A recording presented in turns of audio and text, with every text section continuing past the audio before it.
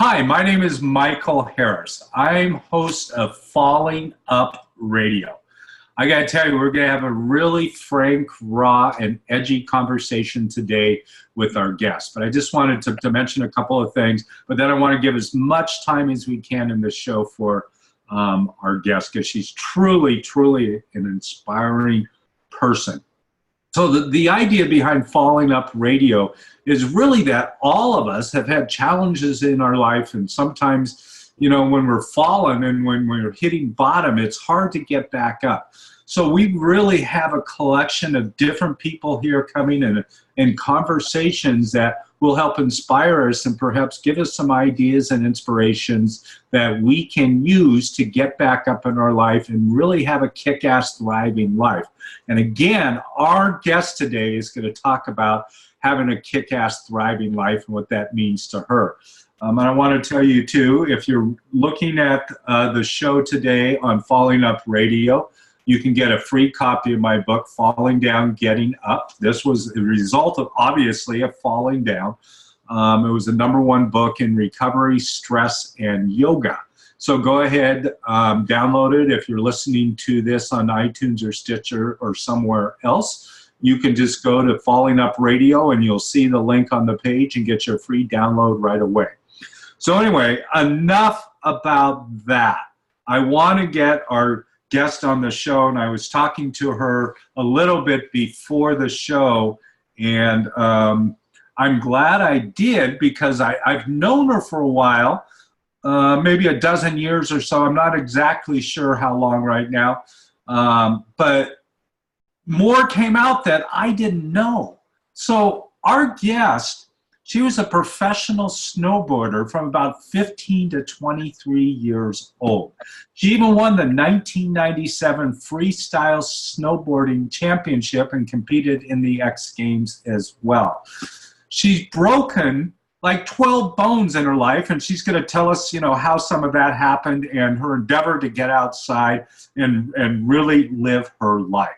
But she walked in, or maybe hobbled in, might have been the way, she'll tell us her story, into yoga one day after seeing an advertisement in the back of a magazine or the back of a newspaper in Bend, Oregon. And let me see, I have it written down. Well, where did I write it? Oh, here it is. I found an advertisement in the back of a weekly newspaper that said, "Make your body smile." And what did she say? She said, I thought, what the hell is this? So Mica Fish is our guest. I'm glad you're here. I'm really looking forward to your story. Hi, Michael. Thank you for having me. I'm looking forward to this conversation. Yeah.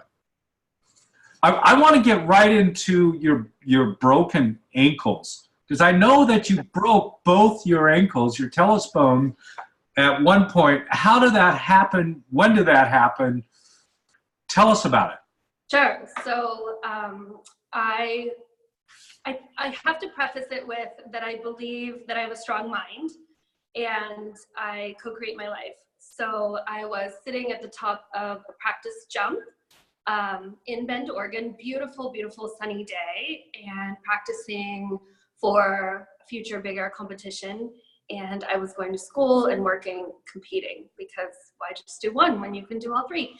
And I was sitting at the top of the jump, and I said, I'm so tired. I just need a break.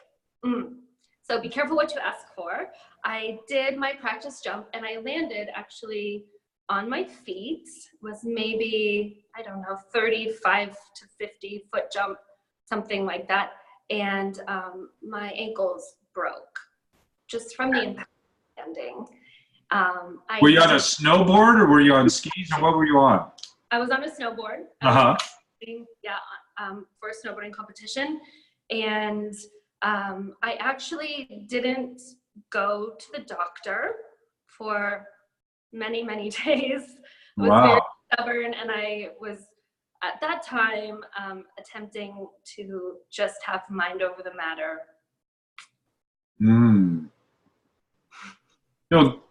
You know, I've been in situations before where we've talked about life and business, and the mind over matter part is really interesting because I have found you to be somebody that can speak something, and oftentimes within a few days or a week or a couple of weeks, you've manifested whatever it is you talked about.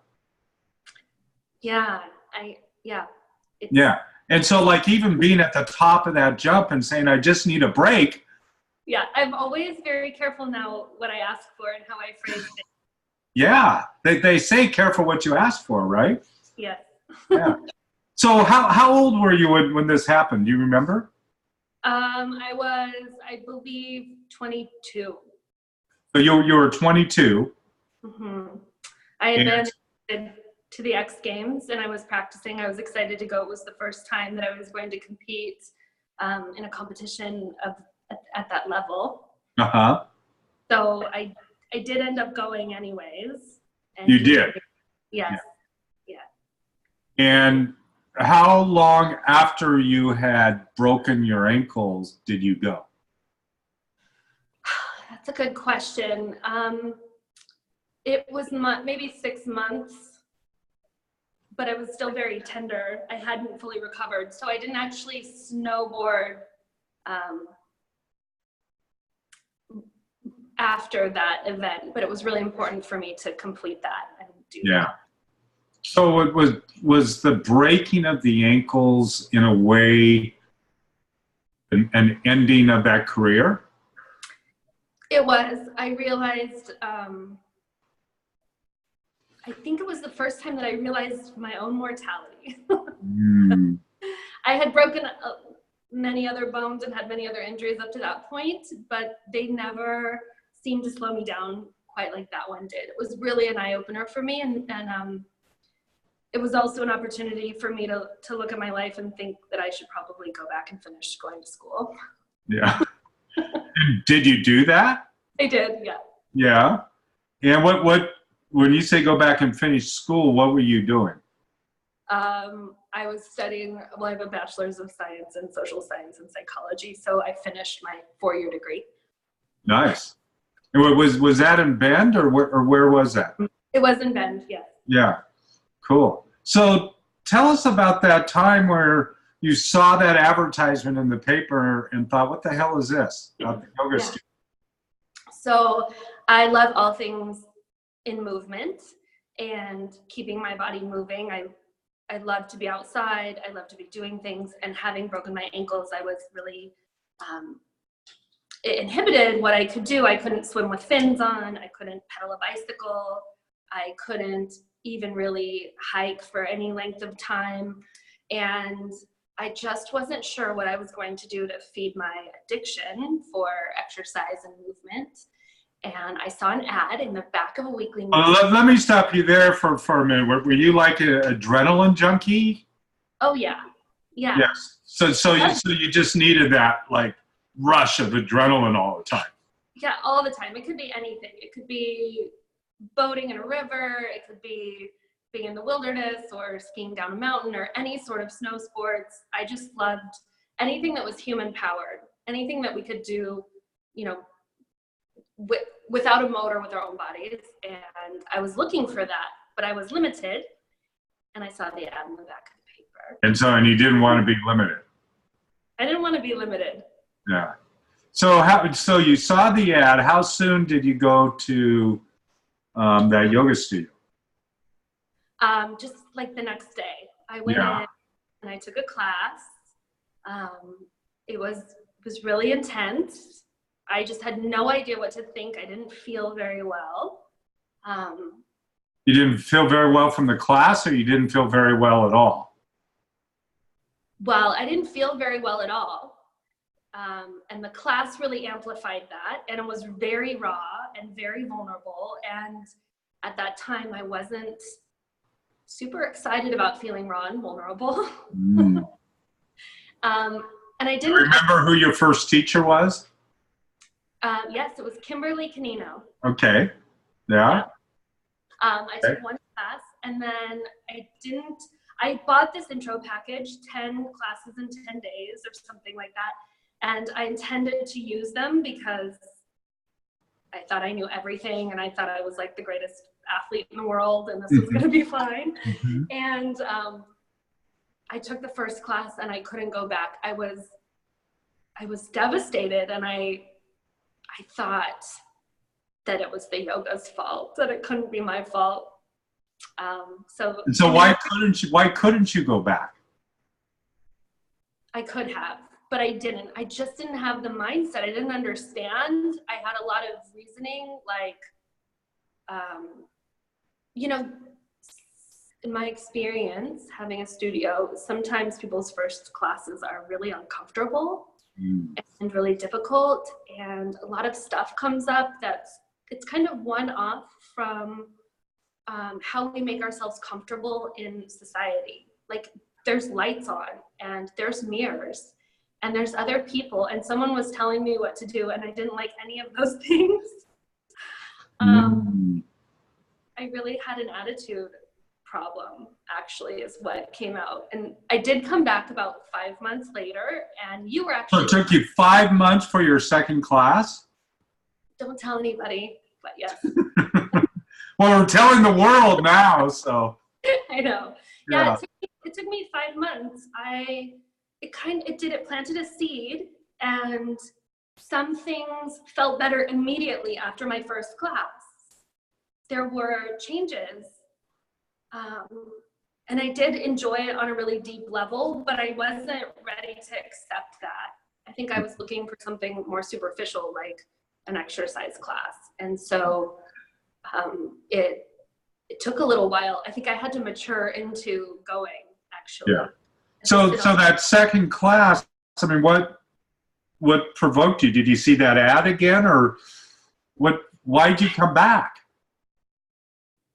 I just knew that some things changed after the first class, and I had some other things that I wanted to change. Like, I'd had a pain in my stomach that I'd had ultrasounds on and tests done, and they never found an issue. They, meaning my Western medicine doctors, never had found an issue. And after that first class, that pain actually was kind of amplified during the class. We do these front side bending things, you know. I think, well, now we call them front side compressions, but then I was just doing what everyone else was doing. And it was very tender, and then it was gone. And this is something that doctors had been recommending, like, exploratory surgery for. And I think it just took me maybe, you know, moving my guts around the right way. So that happened in the first class. And I knew that, but I didn't really want to admit it. I was also scared of, like, real transformation or change. That was scary. And so when I came back for my second class, it was just this, I was feeling brave, and I had other things that I wanted to change. I'd gone through a second round of attempting to heal my ankles, second round of, like, specialists and physical therapy. And the doctor recommended that they replace the talus bones with prosthetics. And there was no way that I was going to do that. That just seemed absolutely insane at 23 years old. And I remember I was like, there was this yoga class and these things happened, and they kept telling me that my body could heal itself and reach its highest potential and work at its own optimal level if I just treated it the right way. And so I went back, and you were at the front desk, actually, that day. Me. What was that? You said me. Yeah, you. Okay. Yeah. And I said, well, I didn't take advantage of the intro, so I want to do it again. And you said no. You said, you are such a mess. You have to pay full price, and you have to do a month. Is that what I said? Yeah. Yeah. And you probably thought, what the hell is this? Yeah. I mean, I was kind of shocked by your straightforwardness to like hit the nail on the head and recognize that even if I looked physically fit, I did hobble in on 2 broken ankles that they wanted to replace at 23 years old. And I think you picked up on that. And so I shelled out the cash. I think it was like $130. And you told me that if I wanted the benefit, I needed to come 3 or 4 times a week. And so that's what I did. And so what happened? Oh my gosh. Well, everything changed. I realized, first of all, that the environment in the hot room in the yoga studio was very conducive to my nature. And even though the lights are on and the mirrors are there and there's people, it's very quiet, it's very safe, it's very serene. There's just no bullshit. Like, it's just you and your space. And so that appealed to me more than I thought it did. It was like coming home, but you didn't know that you weren't home. I really resonated with that right away. And over the next 4 months or so, it was really intense. I was too scared, because I'm a people pleaser. I was too scared to sit down. And I never heard people saying, like, you can take a break, because my own mind wouldn't let me take a break. So I didn't sit down for any posture or skip anything for 3 months, even if like the star halos were going around my eyes. And I got stronger. So first, building stamina and strength in ways that I didn't know that I needed it. And also really feeling into, because it is painful for me to like actually heal to 100% the injuries that I had had. And so I had had physical therapy on different injuries that had like gotten me moving again, but that's not the same as really, like, I can't tell you some of the injuries I've had, which side of the body it is anymore, because I've so completely erased the story that I don't know. I actually have to intellectualize it because I don't feel it. I don't know which knee or which shoulder or which arm or which, wrist. I actually have to like look at a picture or really think back, but I don't feel those injuries anymore. And in the first few months, I had to go through that. I had to go through like peeling away all the layers of the pain and allow the healing to happen. I cried a lot. It took me 4 months to be able to step out if my 2 feet were together, to step out over the top of my mat to the other side, like 3 or 4 feet. It took me 4 months to do that without crying, because I'd have to like scoop my foot like this to get out there, because the ankles were so tender, and any change in how there was pressure was completely overwhelming. So I would, in the separate legs series that we do in the Bikram class, it would take me the whole time to step out, and then they would be like, change, and the posture would be over. Yeah. So, but I started to feel better on so many levels, realizing that I needed to drink water often, and eat differently. Was anybody telling you to do that, or did that just kind of happen? Well, I think that water is always a conversation in a hot yoga studio. And so I was picking up on that, and then trying it. Like, I recall you saying that you always drink a big glass of water in the morning, right when you get up. And so trying on some of those habits of other people that I was hearing. And I fell in love with it. I loved the practice. It was what I wanted to do. I told all my friends, all my coworkers. I drug everyone into the studio with me, sometimes kicking and screaming. A lot of them stayed. And some didn't. And some didn't. Yeah. Okay, I want to go back for a moment, and you've said so many things, and I'm actually taking some notes here, because it's just like, I'm fascinated and I'm learning things about you that I didn't know. And one of the things that you said, that you needed to erase your story, and that didn't even remember where your injuries were. I mean, that's huge. I mean, to be aware of that, acknowledge that, is incredible. And you said something too about the room was safe and serene, but there was no BS at the same time. Yeah. So, I mean, it's like, can you tell more about erasing your story? Because I mean, I think that's a very powerful part of what you're saying today. Yeah. So erasing my story. I remember being in the studio in Bend, Oregon, and because of the moment in time when I said I needed a break, and then I took the jump and I broke my ankles. And for me, it was like, I called that into action. That's how I determined it. I said it, I asked for it, it happened, unintended consequences.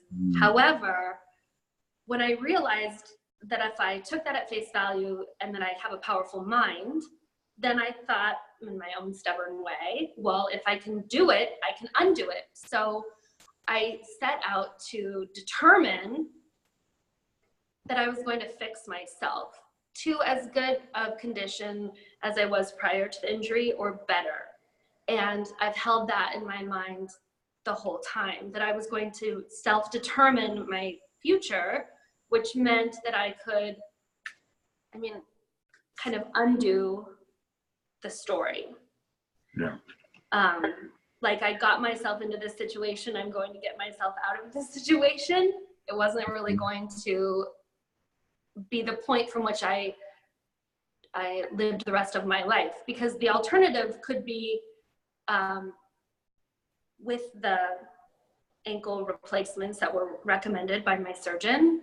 It was a 50-50 chance that I would be in less pain. So if you do the first ankle and it works, you still have a 50% chance that you could be 100% in pain if the second one doesn't work. So, and if the first one doesn't work, then you already know that you're going to be in pain. And it was like a year non-weight bearing, like wheelchair or crutches for recovery, which at 23 years old, that just seemed like at least an entire millennium of time. And so I look back at that and think that I could have latched onto that story and I could have created that story, or I could create a new story, which was that I have a healthy, able body, and I can do whatever I want. I just have to work. I had to work at it like really, really hard. It wasn't a given for me anymore. Wow. And when you said the thing about you needed a break and you started realizing that things were happening in your life that you were verbalizing or thinking, had you known before that how powerful that was for you and that you could manifest and create things, or did it really come after that? That was it. That was the moment. I had never really studied or heard about the power of vocalizing our intentions or what we want. But I started paying attention and I started researching it and studying it. Wow. Because again, I mean, I mentioned this a little while ago too, that we've had conversations over the years and a couple of times in business, and we'd be talking about something and you would mention that you're going to do this in business or whatever, you needed to manifest this amount of money or go to Hawaii or whatever it was. And then we were talking again a couple of weeks later and you had already done that. You had gotten the money, or you were planning the trip to Hawaii, or whatever it was manifesting. And it's just like, blow me away, Mica. I mean, it's just like so instant. Yes, it is. I don't know why or how it works. And sometimes it makes me be very, very cautious. I don't want to speak at all, because if I'm like in a silly mood, I might say something like what I said that day. So there's some cautiousness about it, but I also am becoming more comfortable with verbalizing my intentions and believing 100% that I'm going to get whatever is in my best interest or everyone's best interest. Yeah, yeah. We could probably talk about this just for hours, but I want to talk more about yoga and where it was where you decided, hey, you want to do this, you want to become a teacher. When did that start happening? Oh, yeah. So becoming a teacher, well, in the spirit of falling down and getting up, I was at the studio in Bend, and there was this talk about, I never even thought where yoga teachers came from. I'd never crossed my mind. I didn't know it was a thing. I didn't know where you guys were coming from. We were hatched. It's just the way it happened. Yeah. Like birds, we were just hatched. Yeah. Yeah, yeah, kind of. Yeah. I thought you were just hatched. Yeah, yeah. I thought you were definitely like a different breed of people. I didn't, like, you were very mysterious. And there was talk about teacher training at the studio. And I remember being in a class and the instructor saying, I bet you didn't even know that there was a teacher training. And I thought, oh, there's a teacher training? I didn't know what that meant. And then I dug more deeply into what it was. It was 9 weeks of intense yoga, and my love of intense activity and exercise and adrenaline rushes, I thought that would be wonderful, and I wanted to go. But you have to be approved by a studio and sent, like a studio will sponsor you to go. And I actually was turned down by the studio owners a couple of times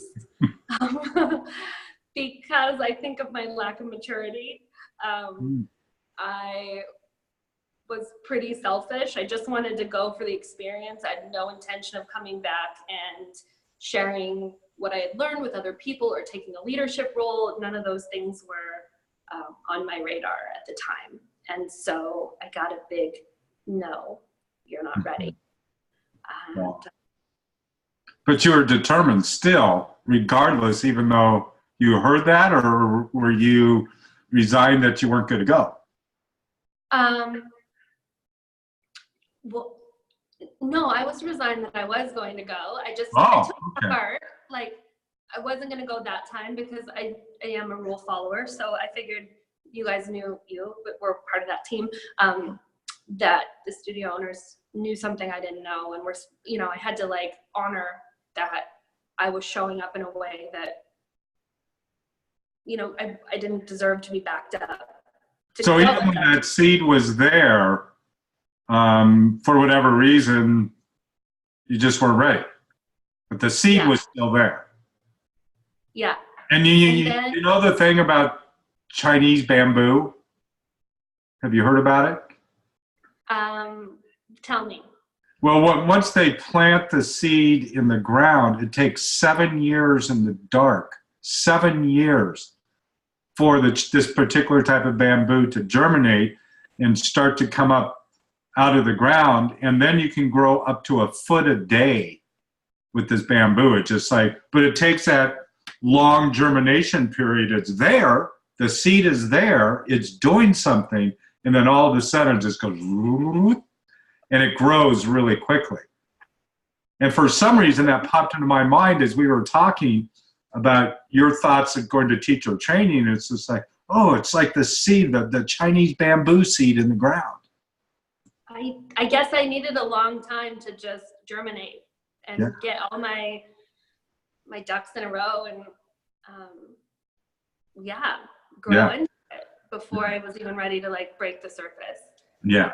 So eventually you did go and you went to the 9-week training in Acapulco, Mexico. Yeah, beautiful. What was that like? I loved my training. I loved every moment of it. I was ready. I know that's not everyone's experience is so unique and different, but for me, I loved all of it. I loved doing the yoga every day. I loved not sleeping a lot. I loved being in an environment where we were very healthy. I mean, filtered water and good food and sun and dolphins in the ocean in the morning.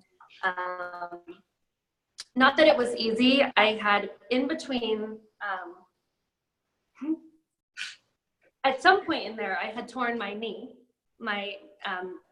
my patellar sheath. I dislocated my kneecap, and it wasn't quite healed all the way going into teacher training. So I was at about like 85% with my knee. I actually would reach down in class and push my kneecap over and lock my knee at teacher training to keep my kneecap in line. So I often was like in the back row, which we affectionately call the infirmary,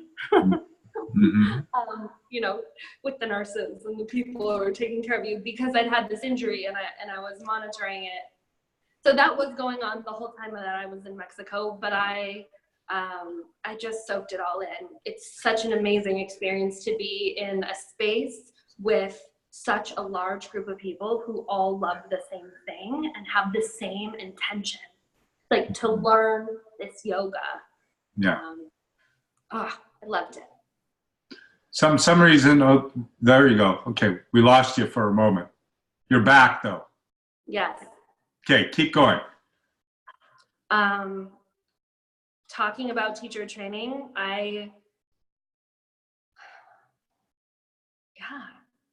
every moment. I didn't miss a single class. Yeah. I didn't miss a single lecture. Yeah. I went to everything. I was 100% committed. Studied dialogue so that I could become a teacher, walking on the beach, eating breakfast, going to bed, in the shower with my roommate on the balcony, like every moment, just eating, sleeping, drinking in the yoga. Yeah. For 9 weeks. For 9 weeks. For like from 8 in the morning till 2 in the morning. Yes. Something like that, thereabouts. Yeah. Yeah. Now, when you had gone to training, when we first started, you mentioned about breaking all these other things, and you've broken more than 12 bones, and your humerus and radius, and your tailbone, and your patella, all these different injuries. Was all of that before you had that experience, or did some of that come later?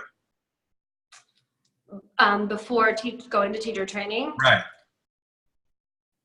I think they've all happened before. Before? Yeah. Mm-hmm. And since you started doing yoga, even before the teacher training, and going through the training, did you ever within your body kind of like experience like, oh, there was my humerus, that was what happened, or your tailbone, or energetically, did you ever experience any of that as you were developing your yoga practice? Yeah, I had to go through it. I felt all of it. Yeah.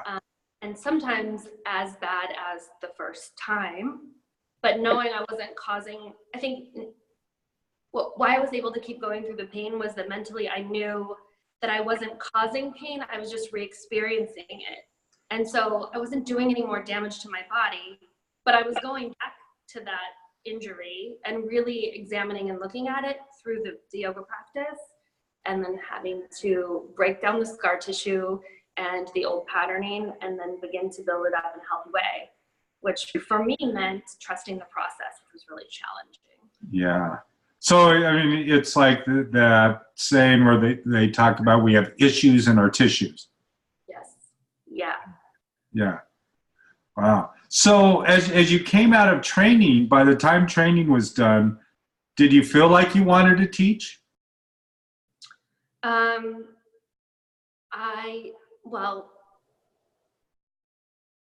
I kind of never want to be in the spotlight. So yes and no.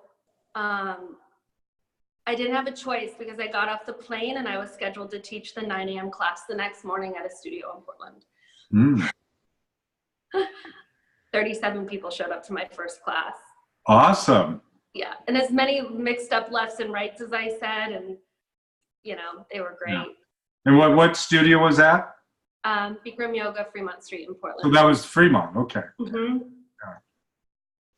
I know that studio. Yeah, I think you built it. Yeah. I wasn't there at your first class because I didn't own it anymore, but it's such a great studio today too. And it's continued. But anyway, so you had 37 students in your first class. And did you feel like, oh my God, I got to do this? I mean, where did you know that you were going to be a teacher?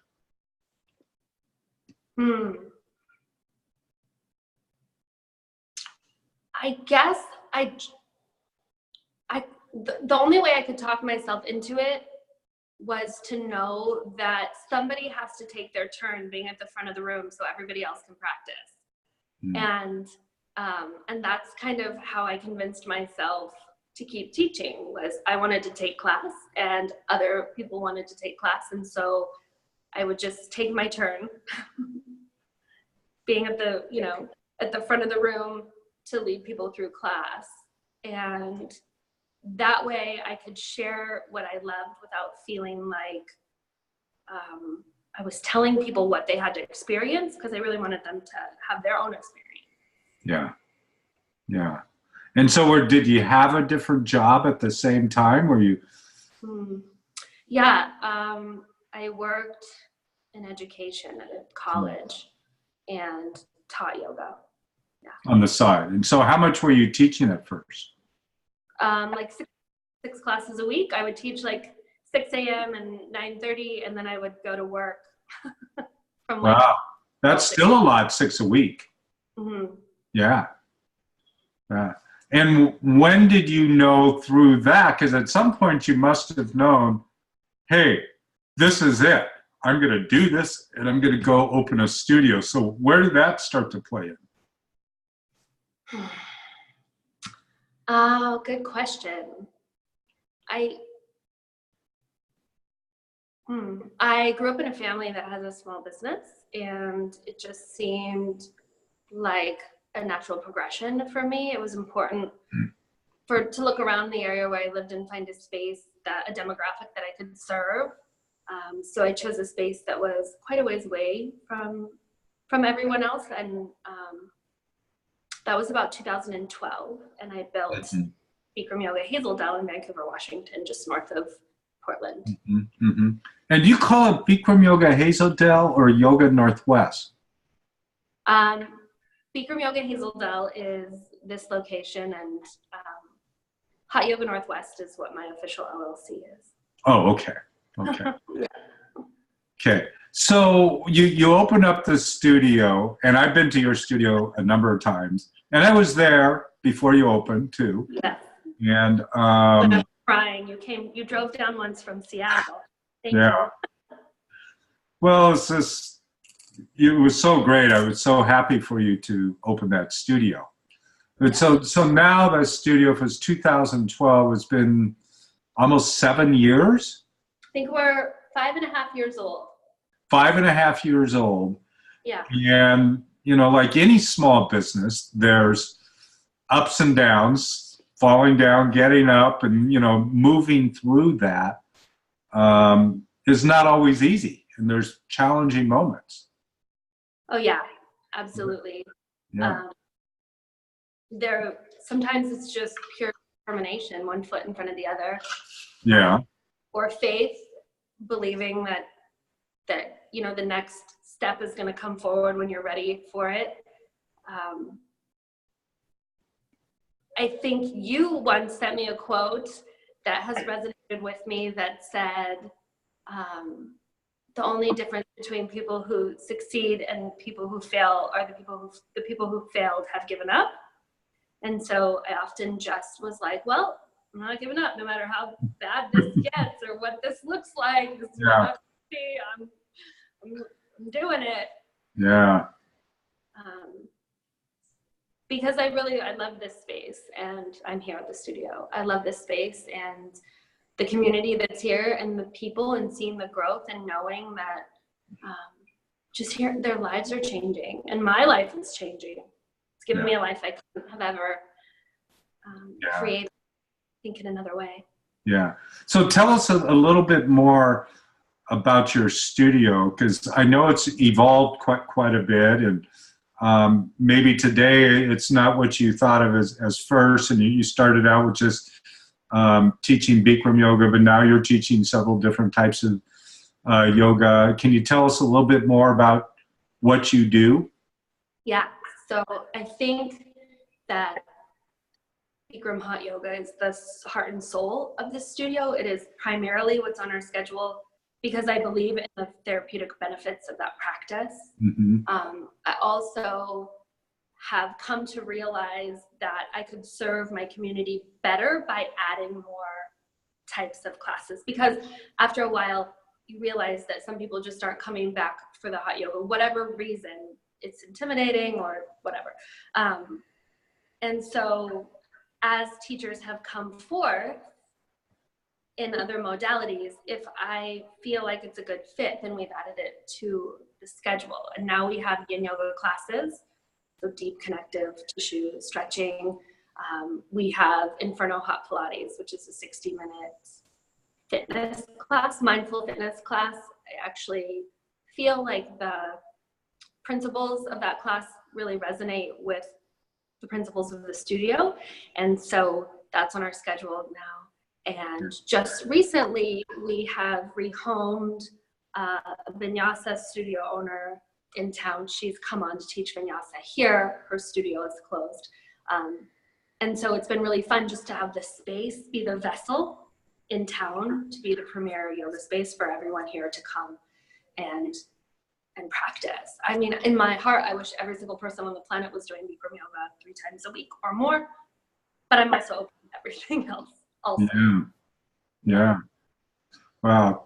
So any thoughts about having another yoga studio or expanding the one that you have, or are you happy with what you're doing with just your studio right now? I'm always, well, I can't say always, but recently I have been interested in expansion. It's coming forward for opportunity to have a second location a little bit different than this, maybe more of like a retreat center. Yeah, I like to, sorry, I lost you again. I'm getting low battery signals, but I'm, yeah. Well, we've got about 5 minutes left, I think. Okay. Yeah. Okay. So let me ask you, I mean, I want to go back to when you first went into yoga, you first started yoga, you had some trepidations, you went one time, it took you 5 months to come back, and that was part of your journey and part of your progress.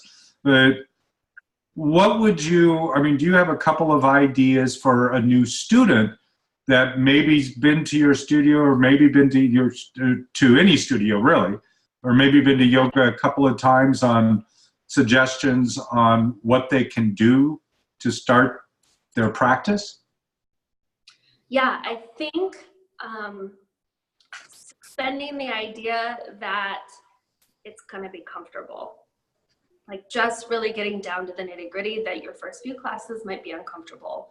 And in so many ways, you know, it pushes us. We're in a challenging environment, we're with people we don't know. It touches on a lot of like cultural and social things that we might tend to avoid. And so just knowing that that there's a rhyme or reason to what's happening in the room, and it really, the whole package is curated to get people through the difficult parts to get to the benefit of the yoga. And they have to do it. They have to keep coming, even if they sit down or kneel down multiple times in class, like not having an expectation to be graceful or perfect. Yeah. To just show up, and also to not be afraid of the transformation, because it's coming. This yoga will change your life. It will set you on a beautiful path. It's been proven time and time and time again by the thousands and tens of thousands, probably hundreds of thousands of us that practice. Yeah. And then on a more practical level, don't wear sweatpants, wear yoga clothes, and drink water. Yeah. Like starting now, even if you're going to do the first class in a week. Yeah. And don't be deterred by anything that comes up. Yeah.